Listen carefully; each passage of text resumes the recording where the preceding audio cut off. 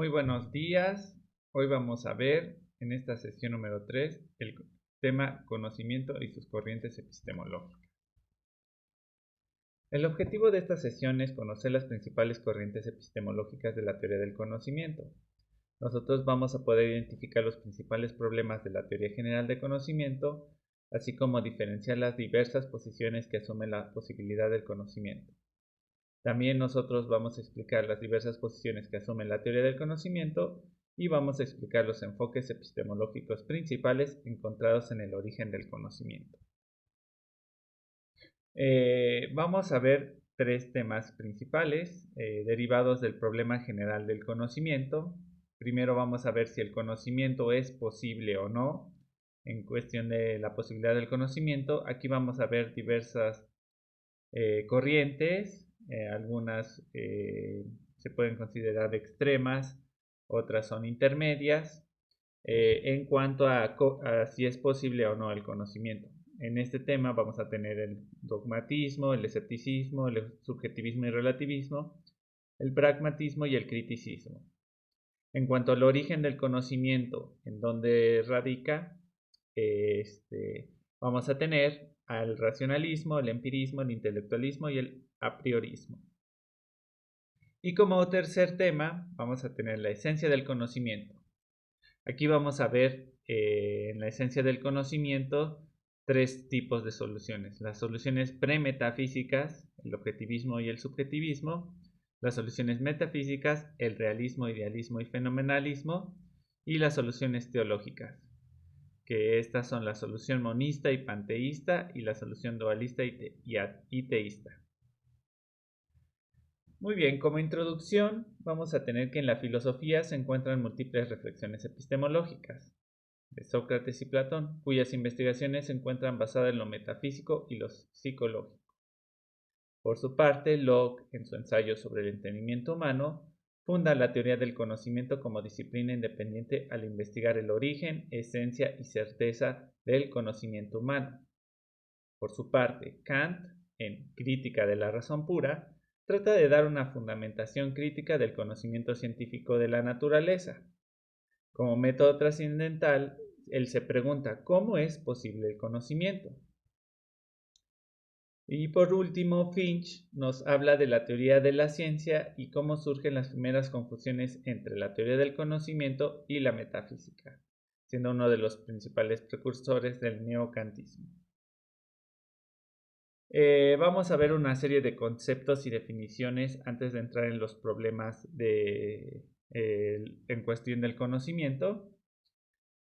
Algunos conceptos que vamos a ver es el intuicionismo, que nos habla de una visión directa e inmediata de la realidad, o la comprensión directa e inmediata de la realidad. Vamos a ver por otra parte el concepto de fenomenología, que consiste en examinar los contenidos de la conciencia, no para determinar si son reales o no, sino es solamente una descripción de lo que se muestra a sí mismo. Y por último, esta noción de sujeto y objeto. La intuición y fenomenología ayudaron a Gessen a determinar lo que es verdad. Para él, verdad es igual a pensamiento más realidad. En cuanto a la teoría general del conocimiento, nosotros tenemos uno de los métodos más utilizados es el método fenomenológico. Este busca aprender la esencia general del fenómeno completo. El conocimiento tiene tres elementos principales: sujeto, que se encuentra en la esfera psicológica; objeto, que se encuentra en la esfera ontológica; e imagen, que se encuentra en la esfera lógica. Cada uno de ellos representa el problema de la esencia del conocimiento humano. Es decir, nosotros podemos fijar que el conocimiento humano le podemos atribuir que se encuentra en la esfera del sujeto, se encuentra en la esfera del objeto, en la esfera de la imagen o también en una relación sujeto y objeto. Pero de acuerdo a los autores, pues le van a dar más peso a uno que a otro. Las tres disciplinas fundan la teoría del conocimiento.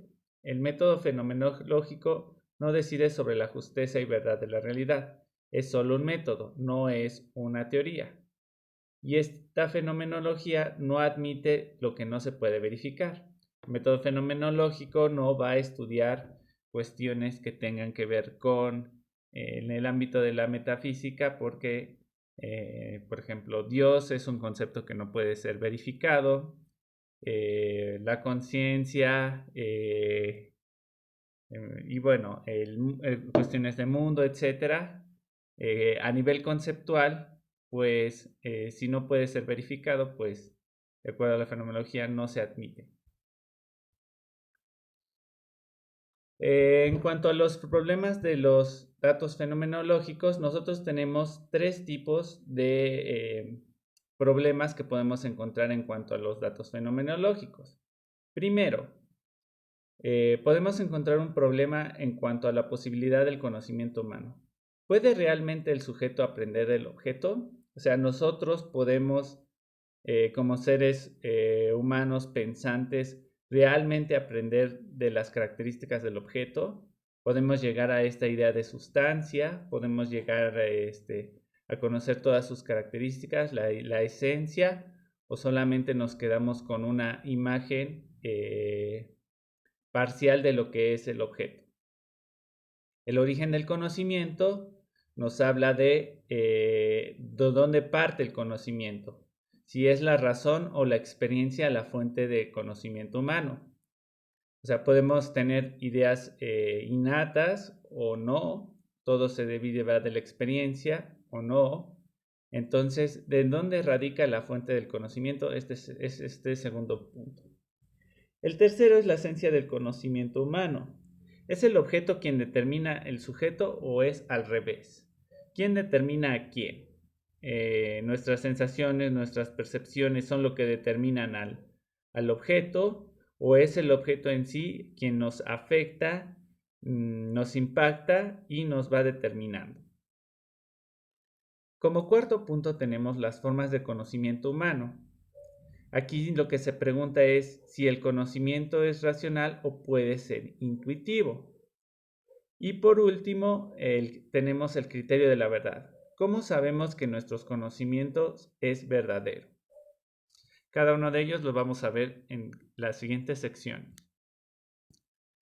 Ok, algunas posiciones epistémicas sobre la posibilidad del conocimiento. Tenemos al dogmatismo, al escepticismo, al subjetivismo y relativismo, al pragmatismo y criticismo como principales. Vamos a ver cada uno de ellos. Como posiciones epistémicas sobre el origen del conocimiento tenemos al racionalismo, el empirismo, el intelectualismo y el apriorismo. Como posiciones epistémicas sobre la esencia del conocimiento tenemos las soluciones premetafísicas, el objetivismo y subjetivismo, las soluciones metafísicas, el realismo, idealismo y fenomenalismo, y las soluciones teológicas, que son la solución monista y panteísta, la dualista y la teísta. Ok, la primera pregunta, ¿puede realmente el sujeto aprender el objeto? ¿Realmente nosotros como seres pensantes, seres racionales, podemos entender todas las características del objeto? ¿Lo podemos aprender? Bueno, la primera corriente, el dogmatismo, nos menciona que el dogmatismo es una posición epistemológica que consiste en dar por supuesta la posibilidad del contacto entre el sujeto y el objeto. Nosotros de entrada sí podemos tener un contacto entre sujeto y objeto de manera natural. Para ello, el contacto entre sujeto y objeto no refleja un problema porque no le representa una relación entre ellos. Cree que los objetos del conocimiento no son dados absolutamente y no por obra intermediaria del conocimiento. La relación entre objeto y objeto no presenta ningún problema porque ya está dada. Aquí, como ya están dadas absolutamente, el conocimiento se da por cuestión, la relación sujeto y objeto se da por cuestiones más de tinte metafísico y no interviene tanto el conocimiento. Dios es quien nos da, para el dogmatismo, Dios o un ser equivalente nos da esta relación entre sujeto y objeto. Algunos defensores de ellos son los presocráticos, donde ellos establecían una confianza ingenua en la razón humana. El escepticismo es una corriente totalmente opuesta. Si bien, como ya está en la corriente anterior del dogmatismo, ya estaba dada una relación entre sujeto y objeto, y a través de más que conocimiento, una cuestión de creencia era el mecanismo intermediador, aquí se va a dudar de esta posición. El escepticismo se considera la corriente que se opone a las diversas formas de dogmatismo, logrando su disolución. Existen varios tipos dependiendo del dogmatismo a criticar. Aquí lo que nos establece como premisa del escepticismo es que el sujeto no puede aprender del objeto, porque el objeto no es relevante, solamente el sujeto. Aquí quien importa es el sujeto en sí, y el sujeto es el que le va a dar forma al objeto, y por lo tanto el objeto realmente no es relevante. Donde presta atención es a los factores subjetivos del conocimiento y se abstiene de juzgar. No toma una posición como tal, sino que se abstiene de tomar posiciones. Eso es la cuestión del escepticismo. Algunos exponentes son Montaigne, Hume, Descartes y Comte, y cada uno de ellos lo maneja en sus trabajos. Por ejemplo, Montaigne lo maneja a nivel ético, Hume metafísico, Descartes a nivel método y Comte a nivel metafísico. Si bien ya vimos que en las cuestiones dogmáticas y escépticas no tenemos puntos intermedios, aquí ya vamos a empezar a ver estos puntos intermedios. Uno de ellos es el subjetivismo y el relativismo. El escepticismo nos afirma que no existe verdad alguna. No llegan tan lejos el subjetivismo y el relativismo. Según ellos, hay verdades, pero tienen una validez limitada. Para ellos no hay una verdad válida universalmente. Para la construcción de la ciencia, en métodos más que nada positivista, pues existen leyes generales que pueden explicar los fenómenos de manera universal o con características universales. Para el subjetivismo y el relativismo, esto va a depender más del contexto y para ellos no van a existir estas leyes universales que tienen una validez, valga la redundancia, universal, sino que su validez es limitada por el campo de estudio. En el subjetivismo, el valor debe su existencia, sentido, validez a reacciones ya sean filosóficas o psicológicas que el sujeto valora. Aquí quien importa es el sujeto, y el sujeto es quien construye el objeto. Tenemos, por ejemplo, el caso de un bolígrafo. El bolígrafo va a ser construido a través del sujeto. La concepción de bolígrafo la va a dar sujeto y no el objeto en sí. En el relativismo se admite que todo puede ser verdad, pero esto es relativo. La verdad y la validez de los principios estarían restringidos a la especie humana.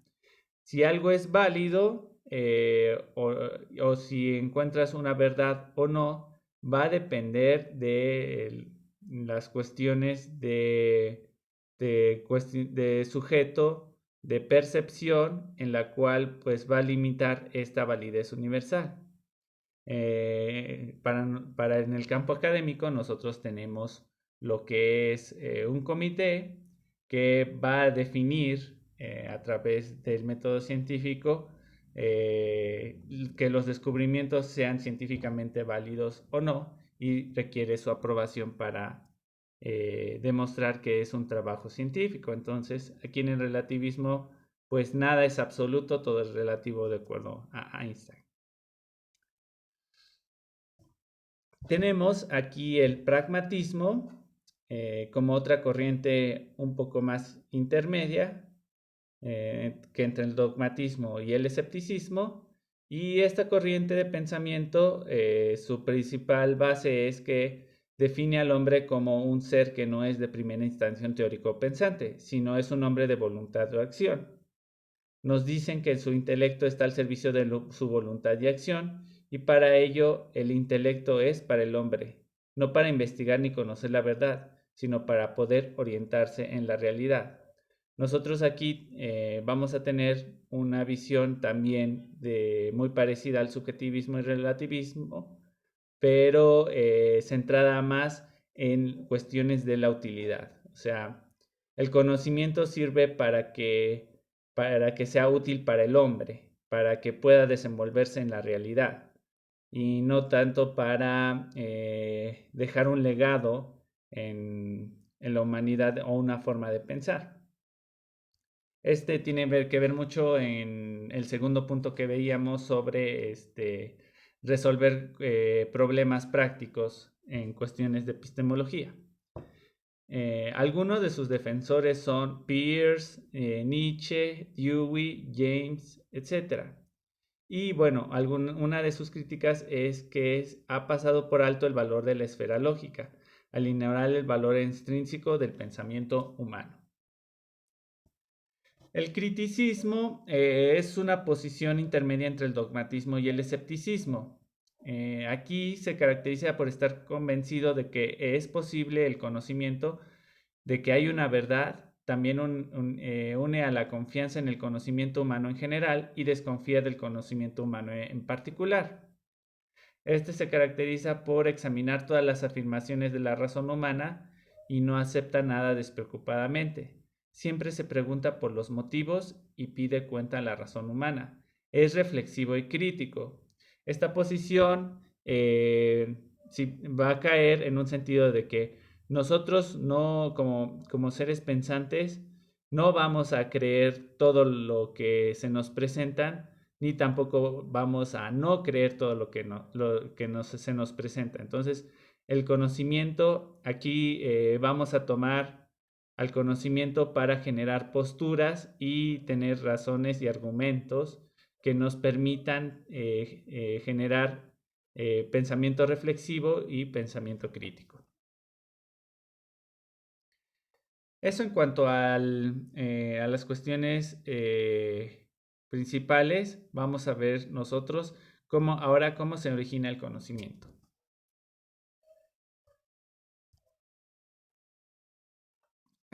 ¿En dónde se origina el conocimiento? Pues vamos a tener una corriente que se llama racionalismo. Esta postura epistemológica establece que la razón es la principal fuente de conocimiento humano. Esta ve que el conocimiento solo amerita cuando es necesario desde el punto de vista lógico y su validez es universal. Se caracteriza por pensar que todo conocimiento se fundamenta en el pensamiento, generados por el pensamiento matemático generando axiomas supremos. Este pensamiento es contrario al empirismo, dado que se le hace una crítica al empirismo por su incapacidad de explicar el conocimiento intelectual. El racionalismo, como principal concepto, va a utilizar a la razón para generar conocimiento. Todo conocimiento se deriva de la razón. Y no va a tomar en cuenta la experiencia como concepto base. Entonces aquí podemos tener un debate en cuanto es lo que es el racionalismo contra el empirismo.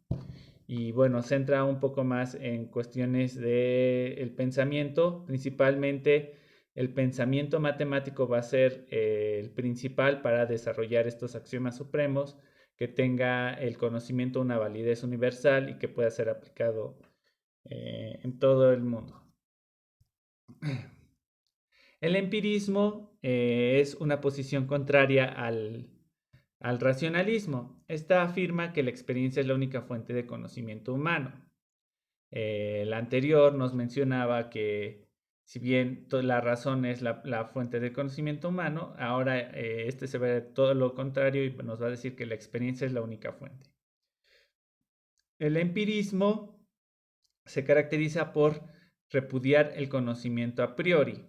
Todo va a salir de la experiencia, no vamos a tener nada más allá que tenga el campo de la experiencia como lo es el conocimiento a priori.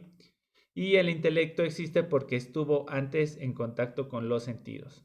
Nosotros a través del empirismo vamos a tener un proceso en el cual los objetos se nos presentan y a través de nuestros sentidos y nuestras sensaciones y percepciones, nosotros le vamos a dar forma a los objetos.